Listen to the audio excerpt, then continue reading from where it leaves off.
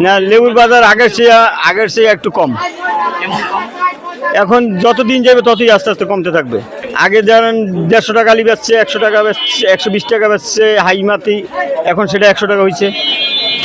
লেবুর আমদামিটা কম, গঠন হয়েছে, এখন গাছ হইলে ফুল, এগুলো হলে 12 মাসে ফল, এগুলো বড় হয়েছে, সেগুলো আসছে। আর এখন তো একটু যে সিজনের ফল ওটা বাইরে নেই এখনো, এটা হলো 12 মাস সেটা।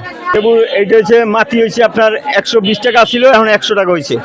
এটা হচ্ছে আপনার সেকেন্ড মাটি 100 টাকা ছিল, এখন 90 টাকা বেচতেছি। ওইটা বেচতেছি 70 টাকা 80 টাকা, যেটা 70 টাকা এখন। এটা 60 টাকা বেচতাম আগে, এখন বেচতেছি 50। দাম আস্তে আস্তে কমতেছে, আমরা কমাই বেচতেছি।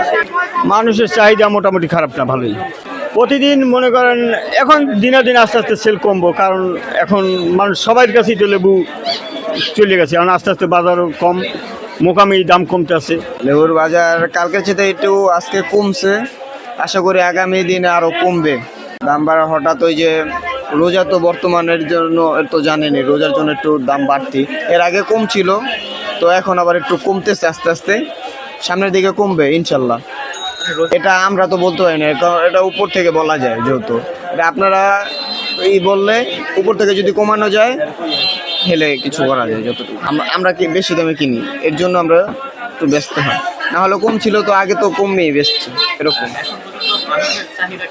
চাহিদা তো ভাই অতিরিক্ত ভাই, কিন্তু আমদানি তো কম, বুঝছেন, এর জন্য দামটা আরো অতিরিক্ত।